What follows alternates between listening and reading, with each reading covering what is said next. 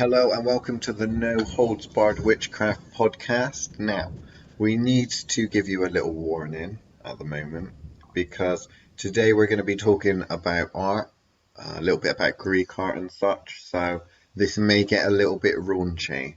So for those of you at home that are, what is the term that they say? The frigid sort. You may not want to listen to this episode. Okay? That means you go. Off you go. Bye. Bye. Okay, so why do Greek statues of those ripped gods all have little willies? What's up with that, Chris? Why do they have such little willies? That's what everyone wants to know.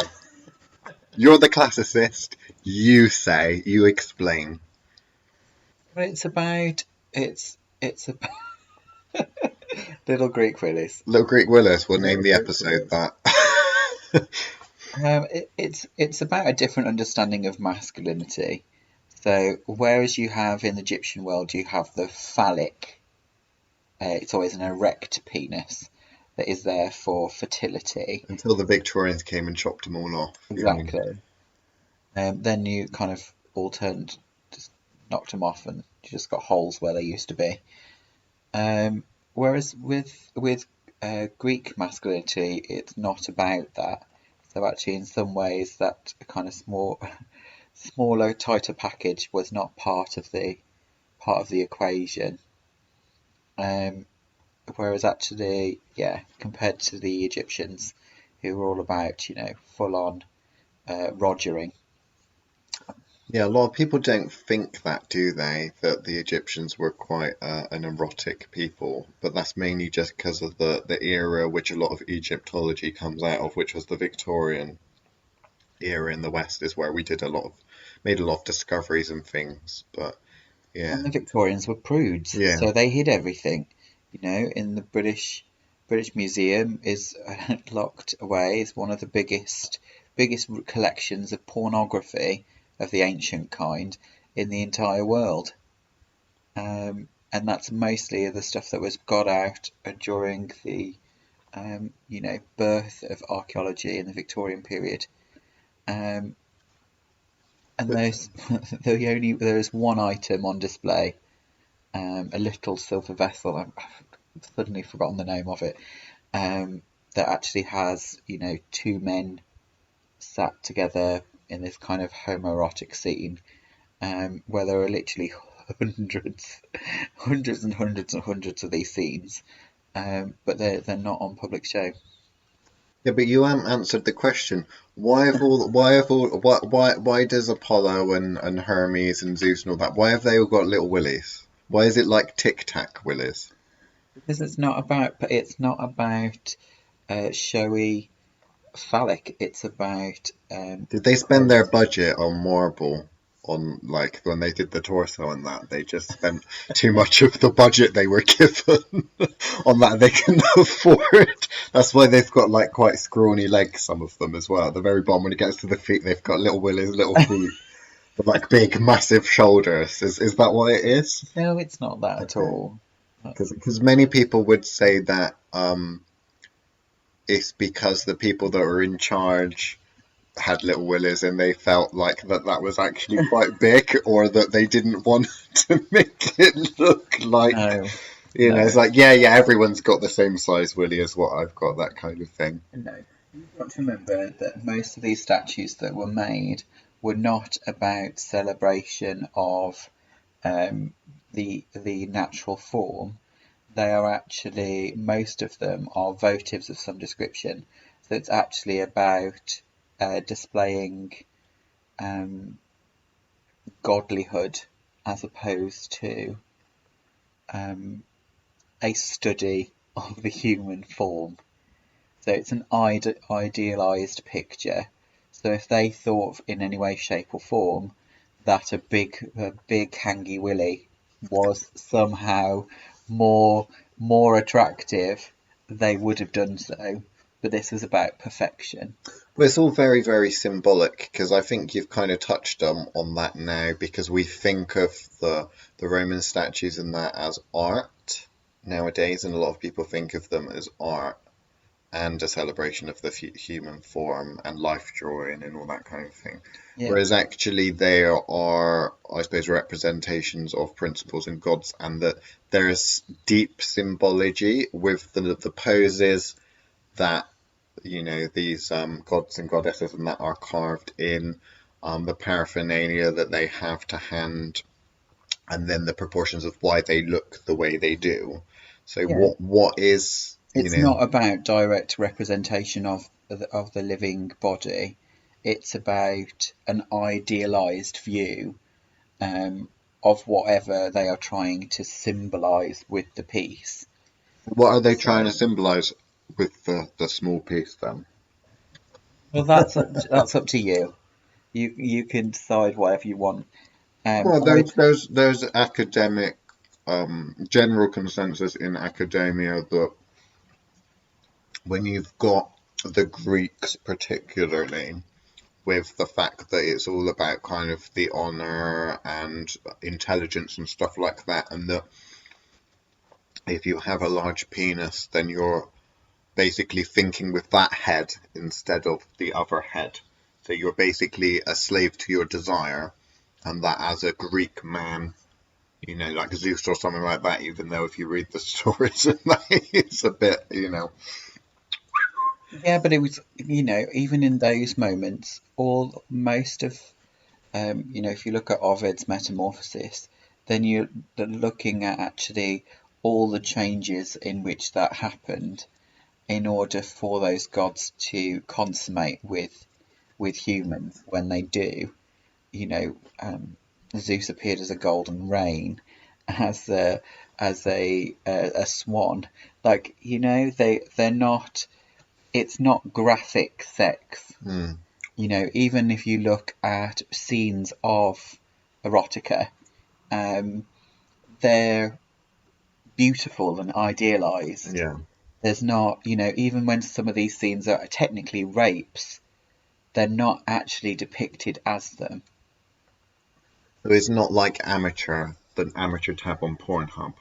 Exactly. It's not about demeaning um, exploitation or whatever. They are trying to teach a moral standing. Mm, And it's that kind of, they're trying to put something which is a non-linear concept into an artistic form, um, and therefore it's not going to be, how do you depict those things without being grotesque? yeah. Even take the Gorgon for example, a woman that was made hideous, head of head full of snakes, can turn any man to stone. Even in that moment, they're not depicted as monsters. Mm, The harpies who would rip men apart have got bird feet. yeah. Like it takes that step further from the Egyptians, Yeah. who are depicting characteristics through animals. Yeah. It's that next development beyond that, which is then using personification to actually um, give over these concepts. So when it comes to the magical practice, because of course it is no holds barred witchcraft, and we should probably talk a little bit about magic, I guess, if we have to.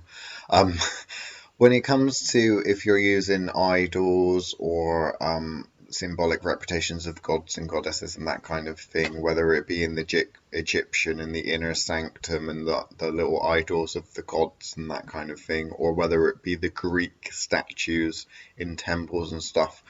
Why in the Greek are they naked?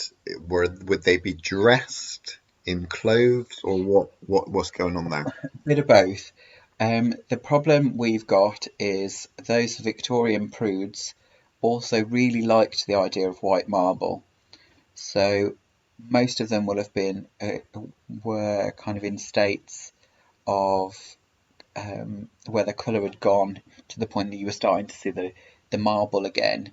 because they've been fished out of the So they were ocean, or originally painted, so and they people originally didn't have been realise that. painted with full clothing, and there's some incredible work being done um, on getting those colours back through kind of raking light scans. We've seen examples of that. Was it the Yeah, Ashmolean Ashmolean did Gods in Colour a few years ago. in Oxford? Yeah. So it's that kind of, they would have been beautifully painted, which is really strange when you think of, from the art world, we would talk Yeah, about all these beautiful techniques of how yeah, the light catches this translucent skin, yeah. and then think actually they were They would most have likely been completely painted. covered in paint. Yeah, So you talk of, you spend, years at university learning about, you know, the subtleties used in marble, and then you find out that it's then painted on top, which mm, in some ways would have highlighted that kind of translucent effect of the marble, then with a coloured yeah. hue, would then probably look lifelike. Well, I think that from the perspective of if you've seen statues up close, I think personally that they look better in marble. However, when you're talking about the painted ones that I've seen, like the replicas and that, when you think of how big those statues are and how they'd be quite far away from the person if they're on a building or if they're high up in a temple or something, from a distance, they would look quite lifelike and impressive, from Yeah. the where the plebs are essentially. Seeing them is only when you look up close that you can sort of see that the details may be a little bit less impressive than the original, marble. And these would have had gold and copper parts. They would have had Artemis, or would have her bow and her arrows and her quiver full of arrows, and they would all be beautifully Mm, adorned. Their eyes, particularly when you get to the Roman kind of copies of the Greek stuff, where they tend to be bronze copies, mm, and they put these inlaid gems into their eyes and all that yeah. kind of stuff, in order to take that to a new level in a different way. I'm working on some skull candles we've put in the for some of the spell kits and stuff like that with our little spell skull candles, putting gems and crystals and things like that on, and the effects are quite interesting. Um, but yeah, I mean, in terms of history and what we are from a historian's perspective and archaeology and all that kind of thing, a lot of the time something happens, a new discovery's made, and everything gets thrown out, doesn't it? How much of history, because you've worked in history at higher levels, um, various museums and things, and on parts of projects, how much of history, do you think we actually do get right from an academic perspective, and how much of it is literally a case of, oh, it's just crap, but the best crap that we can kind of come up Yeah, with? at the end of the day, it tries so hard to be in a science, and therefore needs to be provable Mm, and repeatable. And when you're only dealing with fragmentary, if unless you're lucky enough to kind of go to a place like Hallstatt, or in Egypt, where the colour, or in it has been preserved in the items that you're then using. The rest of the world isn't like that, because those colours or the organic material is gone. mm, So all you're left with is the things that don't rot away, mm, or don't tarnish, and because of that, you're only getting a fragmentary, and everything else is hypothesis. mm, But because in the archaeological record, someone's vision quest, or um, past life regression, is not enough to use as evidence for exactly how something was done. So it's a best approximation that can be made based on what evidence we do have. I think that a lot of practitioners and witches and that we speak to, they're only interested in the practical application. So they don't care that much about what the books say or what this says and that says. They're just trying to utilize and learn from knowledge from cultures and things from the past. So, like many witches have said, I don't really care as long as it works, Yeah. you know?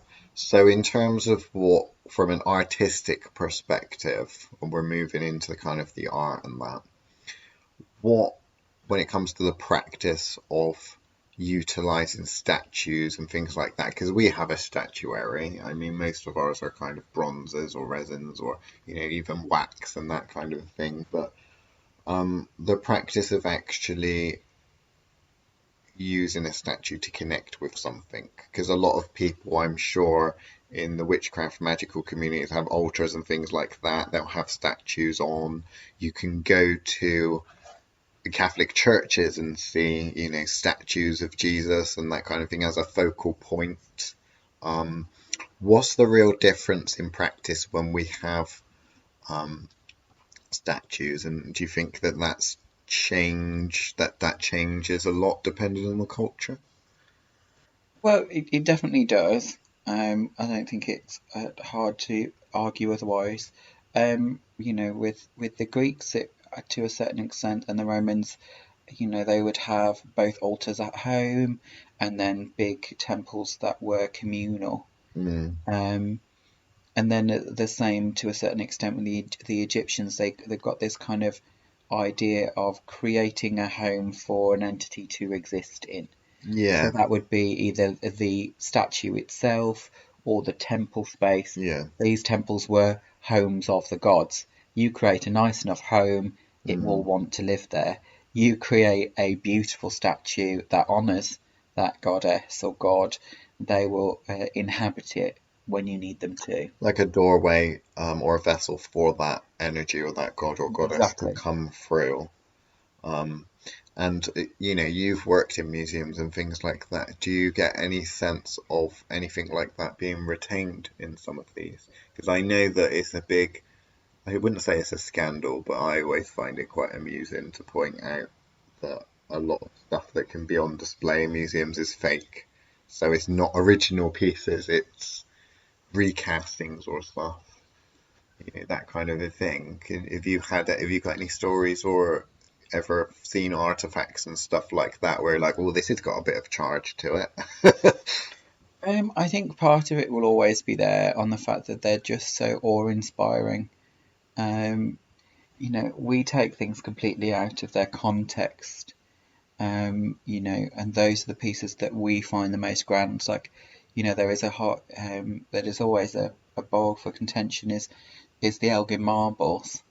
We built an entire replica room at the British Museum to house the Elgin marbles, which actually we see at kind of head height, Mm, whereas actually these would have been 30, 40 feet above your yeah, head. yeah, You would have never have viewed them except maybe when they were originally put in, yeah. where a gallery would have been erected for you to actually walk Mm, around. Whether or not those continued beyond that, again, because if they were made of wood and therefore would not have survived. Um, whether or not that was a permanent fixture as part of that, I don't know. Um, but the when you see the colossi, there's always that sense of awe that is there. But it's different because you're not seeing them in their original context. So I've had much better experiences when I've gone to visit them in situ yeah. than I've had when I've seen them in galleries. Yes, they kind of contain, contain an air of where they've come from, and crystal and stone exactly the same holds a certain Mm, charge. But I don't think there's anything quite like visiting a space that is still in its original position that holds way more of that original energy. But then there was a reason they were built where they were built. yeah. The same with churches, modern day churches today. Like, they're built on spaces that are historically charged. So are you actually experiencing the deity that's coming, or just the energy of that space? I mean, if you think about the difference there with a temple complex and adepts or people with a fair amount of knowledge that are running the temple complex, and how much effort there's put into creating those temple complexes, and the technology, magical technology, I suppose, that you'd probably say is probably the best thing that I can way of describing it, and then comparing that to the Wiccan that casts their circle and makes their altar with their nemesis now resin statue. You can look at some of these altars that are created by neo-pagans, and there's definitely something there. But it's normally the difference, I think, in what the use is, what the point is. They match to that level of intent, though, don't they? Which is the fact that, As Lady Poison would say, it's all about the intention. yeah, um, You've lost your trail of thought now, I've haven't lost my train of thought. Yeah, we were talking about, so, um, yeah, the intent's there, but obviously they've not put that work in, have they? Which is, it would be a case of these were master craftsmen that were creating these works of art. Yes, you would attempt it. The one that would be at home would either be the master craftsman that you could afford, like your level of what was actually available to you, or you would make that yourself. Yeah. Whereas, you could go into hundreds of different homes of various kind of modern pagans, neo-pagans, whatever you want to call them, and they'd all have exactly the same statues. It's interesting because, of course, in Wicca and that style of witchcraft and all the Wiccan-y books, New Age books, that kind of thing, there's a lot of talk about consecrating objects because they bought objects, whether it's your athame, athame, sword, whatever, and or a plastic statue, and then they need to consecrate it. Is there really a need for consecration if you're creating the tool yourself for that purpose? And maybe that's why you don't necessarily have so much consecration rituals and traditions in older forms of magic and witchcraft, because the whole you are creating that thing for the purpose. Consecration means nothing compared to when you're actually setting out to make that object for that reason. You're not repurposing something. No, you've put the blood, sweat, and tears into the actual process of actually making that. The sacrifice is already there. Yeah. And when you design something for a specific use, the amount of energy that goes into it. I mean, thinking about the magical yarns that you make, because we do, we try to put the craft back in witchcraft and make sure that things are from these great old and or ancient forms of craft and magic, fusing those together. So when it comes to someone that's a great artist or craftsperson, then infusing their artwork and their projects, essentially what they're making, with magic, as opposed to trying to repurpose something else. Yeah, exactly. So in that moment, you're infusing that with the energy of that particular deity or that energy field that you want to enhance that work with is actually already in the item. So rather than not just Wicca, but other kind of ceremonial magicians who spend all this time crafting these objects, um, to then need to consecrate on top of that kind of makes. It makes no point or no difference. I mean, the thing that I find quite interesting is that what's the point in using a tool or something if you have to consecrate it? If you're not going to go through the rigmarole of creating it yourself, why are you buying that in? why not just use something else? So, for example, if you've decided, well, I quite like an altar over there and I'm going to make a statue to go with it, I'll make that statue. But if I have to buy in that statue, why would I bother to even use a statue? Because I can kind of see from altar perspectives and things like that, and not everyone's a great artist. But when it comes to the stuff that you buy from the shops, I suppose, that kind of a thing, is a case of, well, why are you buying that crystal? Because you're told to buy that crystal? You know, why don't you just go and pick up a rock and use the thing that is easier?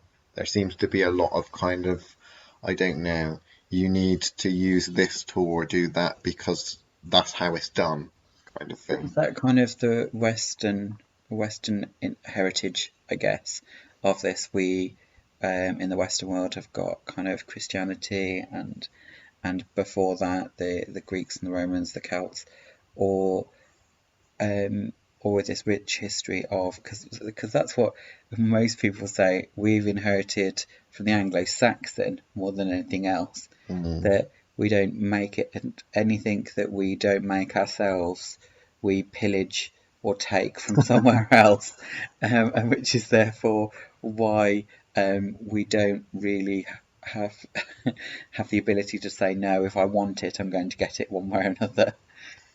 Yeah, it's interesting. I think from a magical perspective, I kind of see it as um, because I think we've touched on before when we've talked about the issue of everyone's trying to go for a certain aesthetic, practice a certain type of witchcraft, certain type of magic, and there's certain tools and things that go around doing that. Whereas we don't work like that. We go by, well, what's currently in the room, what's in season, what have we got around us, and how can we use that? Yeah, Whereas other people do the opposite. They think, what do I want to do? Okay, I'm going to need to go and get those tools to do that. Whereas yeah, I think of things as, you know, if you're a chef, you look through your cupboard and you see what ingredients are in the cupboard in the fridge, and then you create a meal out of that. yeah, A non-cook, or a cook, or not a chef, someone that's just used to warming things up, thinks, well, I need to go to the shop and buy a ready meal. yeah, I need to go and buy this, this, and this. They can't really utilize what they have because they have to think, well, I know how to make a lasagna. So if I'm having lasagna for tea, I need to go and get these different things. They couldn't create their own dish. They have to use something that's already been created, yeah. already exists, I suppose, instead of really understanding the ingredients of what's being incorporated into it. But is the difference of that is that um, we don't celebrate those small things anymore. So we take for granted we can just go and buy food. So rather than thinking, oh, I've got to go and hunt that deer and Yeah, grow those potatoes before I'm going to get eventually that stew after I've foraged for all the herbs that I need. Like, whereas now we just pop to Tesco's or Sainsbury's, it's just another thing on the tick list of things to do in a day rather than actually honouring that moment mm. because you've not had any kind of sacrifice other than, oh, I've had to work in order to make enough money to just buy these things. Well, we've gotten super serious and we're right at the end of the podcast now. So can you spend at least a minute maybe talking about the Catholic Church stealing willies and putting them in a willy museum or archive? Maybe you can spend the last minute about that. At least tell them how they can Google that. What's the story there? You've got a minute. Okay, so all you wanted to talk about is the Catholic Church and in their prudish behaviour, cutting all these, well, knocking off all these willies off these beautiful statues out of, or if you're lucky, some of them were just covered up with fig leaves. Most of them were ripped off. Yeah. You know, Out. whereas and then even worse with the Egyptians because those were some phenomenal phallus. Yeah. Whereas, but yeah, it's a prudish behaviour of women shouldn't be looking at this. But then rather than just get rid of them, they had to keep everything as the Catholic Church does, They don't just burn all these books or whatever, they just hide them in. Wow, and I can't believe it. I like to end on that, but we're out of time now.